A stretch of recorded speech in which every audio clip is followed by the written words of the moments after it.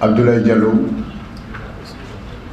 Khadim Diaye, Pape Seydou Diaye, Lamine Gassama, Moussa Ouagé, Karambo, Khalidou Koulibaly, Fallou Diagne, Modou Diagne, Alfred Diaye, Salif Sani,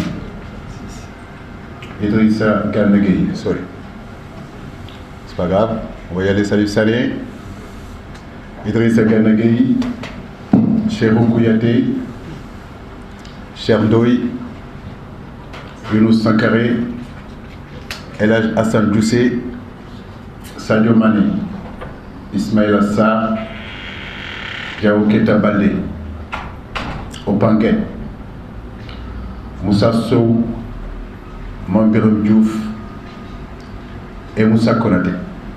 Voilà. Donc j'ai oublié effectivement dans la liste Salim 6 et Amadou Touré de Boria. Voilà, c'est les 26 joueurs convoqués pour cette double confrontation contre le Burkina. Je me tiens à votre disposition pour vos éventuelles questions. Je vous remercie.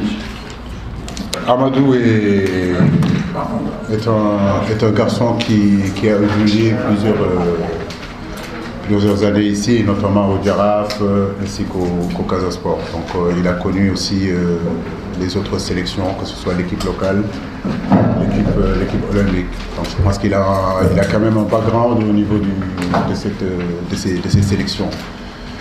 Mais je crois qu'aujourd'hui, ce qui me motive surtout sur sa présence aujourd'hui, c'est les performances qu'il fait aussi avec Oroya. Donc j'ai estimé que c'était normal tout simplement de le sélectionner, de le faire venir, parce que ce qu'il fait depuis 2 ans est intéressant. On le suit depuis 2 ans. Donc je pensais que c'était normal qu'il soit là. Donc c'est pour cela qu'on l'a sélectionné. Voilà, bonjour coach, bonjour Gérald, dans le sport. Moi je voulais juste savoir qu'est-ce qui explique un peu la présence de Cheikhou Kouyaté. Vu même un club, il est annoncé comme blessé et que je ne pense pas qu'il puisse être peut-être à jour, sauf s'il vous l'a dit, peut-être dans ces démarches à venir. Merci. Oui, Cheikhou s'est blessé il y a 3 semaines. C'est vrai qu'il a repris les entraînements depuis plus de 10 jours. Vous connaissez l'importance de Kouyaté dans cet effectif-là, dans ce groupe-là. C'est le capitaine de l'équipe nationale du Sénégal. Et je crois que dès lors, j'ai eu une discussion avec lui qui m'a rassuré sur sa santé et qu'effectivement, il était prêt à être sélectionné. C'est vrai qu'il est en phase de reprise, mais on a encore 2 semaines devant nous. Je pense qu'il sera dans le groupe ce week-end. Et j'espère en tout cas qu'il pourra jouer. Donc je crois à l'honnêteté de Kouyaté, parce que j'ai eu une discussion avec lui et dès lors il m'a dit qu'il n'y avait pas de problème, qu'il était prêt, qu'il était à 100% mentalement et physiquement. Donc je trouvais tout simplement normal de le convoquer sur une double confrontation très importante pour le Sénégal. Une question là-bas. Bonjour, coach. Salut Diallo de l'agence de presse sénégalaise. Coach, moi je veux savoir comment vous avez vécu le cours des incidents qui ont eu lieu récemment à Ouaga et qui à Ouaga. Comment vous avez vécu en tant que ce qui s'est passé à Ouaga il y a 2 ou 3 jours. Ensuite, quel impact peut avoir ces incidents sur le match surtout du Sahel? Merci. Oui, c'est malheureux quand effectivement des choses comme ça se passent dans le monde. C'est pas seulement qu'à Ouaga, mais je crois aussi en Sierra Leone. En ce moment, c'est vrai que le monde vit des moments très difficiles. Donc la seule chose qu'on peut dire, c'est prier que la paix revienne et que les hommes arrivent à vivre ensemble, parce que je pense que nous sommes un peuple de paix, un continent de paix, un monde de paix. C'est dans la paix que beaucoup de choses peuvent se réaliser. Donc c'est vrai que pour nous, je crois qu'aller à Ouaga, ça ne change rien du tout. Nous allons nous préparer à y aller. Et je crois que ce qui s'est passé est malheureux et je présente vraiment mes condoléances à tous les Burkinabés. Et mais ça restera aussi dans le cadre du football. Et je pense que, comme le disent les Anglais, show must go on. Donc le spectacle doit continuer. Il ne faut pas que des choses comme ça, à un moment donné, nous tétanisent ou bien nous transmettent un petit peu la peur. Parce que je pense que c'est ce qui est voulu.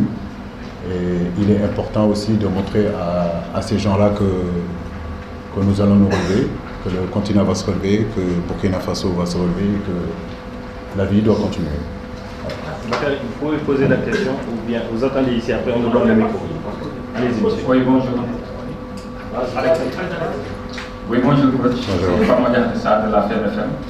Moi, si vous me permettez, je voudrais avoir deux questions, si vous le permettez. La première, c'est sur l'état de la pelouse du stade Léopold Sédar Senghor. Elle est inquiétée face à un match à enjeu face au Burkina.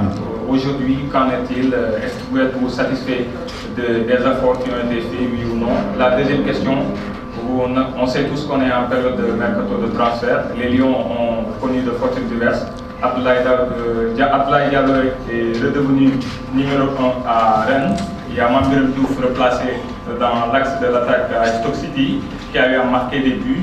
Il y a également le cas d'autres joueurs qui ont changé de club. Il y a également Diao Baldé Keita qui est en dispute avec son club, qui n'a pas joué les dernières rencontres. Comment appréciez-vous tout cela et est-ce que vous avez eu à discuter avec certains des joueurs en instance de départ par rapport à leur choix? Merci beaucoup. Oui, c'est vrai, c'est une très bonne question. Je pense que les deux questions sont intéressantes. Concernant la pelouse, vous savez, on ne peut pas jouer au football si on n'a pas une bonne pelouse. Et c'est vrai que ce mois de juin contre la Guinée équatoriale ainsi que l'Ouganda, la pelouse a été dans un état vraiment très, très difficile. Mais cela ne nous a pas permis, cela ne nous a pas empêché quand même de jouer et de gagner le match. Bien sûr que je souhaiterais une pelouse meilleure état que ce qu'elle est. Mais j'ai confiance en tout cas aux gens qui y travaillent, à la direction du stade. C'est vrai que je suis allé là-bas plusieurs fois. J'ai eu à discuter avec Cécile, j'ai eu à discuter avec l'équipe qui est là, qui sont confrontés aussi, il ne faut pas le cacher à des moyens difficiles. Donc je pense qu'il faut les aider aussi à pouvoir faire leur travail correctement. Donc cette pelouse-là, ce stade-là, c'est le seul stade que nous avons. Donc si on veut aussi que le Sénégal puisse jouer un football de qualité, ça passera aussi par avoir une belle pelouse. Mais j'ai confiance, je pense qu'il nous reste encore 2 semaines. Il a beaucoup plu ces derniers temps.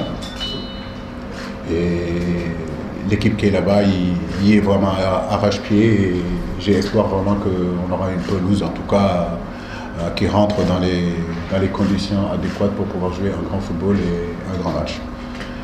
Les périodes de mercato, c'est souvent des périodes difficiles. J'ai été joueur, je sais de quoi il s'agit. C'est difficile aussi pour les joueurs, mais la discussion que j'ai la plupart du temps avec les joueurs, c'est de rester en tout cas dans la continuité, parce que je crois que dans le football, il est important, même dans la vie, d'être dans une certaine continuité. C'est avec cette continuité-là qu'on arrivera à un moment donné à réaliser des choses et à avoir des performances. Aujourd'hui, on est au XXIe siècle. Je crois que le talent, où qu'il puisse être, il n'a pas besoin de forcer son départ. Voilà, donc on a vu récemment Neymar, il y a 2 ans, 3 ans, Paris était sur lui, ça n'a pas pu se faire. Mais aujourd'hui, quand Paris a décidé vraiment de prendre Neymar, il n'y a rien qui a empêché le Paris Saint-Germain de coopter Neymar. Donc je pense que c'est important pour nos garçons aussi. Je leur dis de rester dans la continuité et dans la stabilité. Après, comme je dis, être en bisbille, comme vous le dites, avec son club, avec son entraîneur, un joueur ne gagne jamais rien. Voilà, donc je pense que rentrer en confrontation contre un club, c'est déjà perdu d'avance. J'espère en tout cas que ce soit Diao et les autres, qu'il viendra ici avec une grosse motivation, que dans sa tête, ça va bien se passer parce qu'on a besoin de ce garçon-là à 100% de son potentiel. Mais aussi, l'entourage des joueurs, c'est important aussi, donc de les donner de bons conseils. Parce que quand un joueur, depuis le mois de juin jusqu'à aujourd'hui, il y a quand même, on l'annonce partout en Europe, ça ne présage pas en tout cas de bonnes choses. Donc c'est important aussi de bien conseiller nos garçons et de ne pas leur faire croire en tout cas à des choses qui ne sont pas vraies. Parce qu'on connaît le football et on connaît aussi la valeur du marché.